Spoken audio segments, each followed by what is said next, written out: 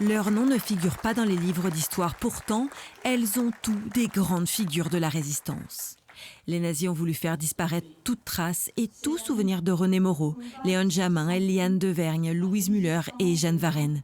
Pourtant, depuis ce 24 juin 2025, les visages de ces résistantes sont suspendus au mur de l'ancienne manufacture d'armes où elles travaillaient. Oh, c'est très bien, ce que tu as fait, bravo. Merci beaucoup pour elle, pour toutes ces femmes. Quel meilleur compliment pour l'artiste que celui de Katia, la petite fille de Léon Jamin. Gilles Fromonteil y travaille depuis 1 an et demi, s'est rendu dans les camps de concentration pour comprendre, s'imprégner de leur calvaire et sculpter leurs paroles. Quand je suis revenu de Ravensbrück, j'ai fait des sculptures, des esquisses qui étaient belles, mais qui étaient très dramatiques. Petit à petit, je me suis dégagé de cette tragédie et je suis resté à la gravure céramique de leur sourire, de leur clin d'œil, de leur beauté, de jeunes femmes qui ont toute la vie devant elles. Autour des visages, 24 plaques de céramique créées par des écoliers, des collégiens et des lycéens.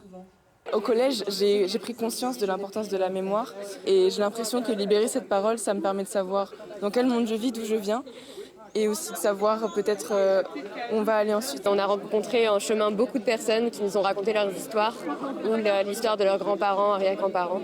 Et ce qu'on a découvert est très important et c'est important pour nous de le partager. C'est ce que ces femmes rescapées ont accompli à leur retour à Châtellerault. Témoigner et devenir des femmes de mémoire, mémoire de l'indicible, de l'innommable, comme le faisait René en 2012. Voilà toute nue. Sans rien, plus de bagages, plus rien. Mais comme beaucoup d'autres, ces héroïnes sont décédées.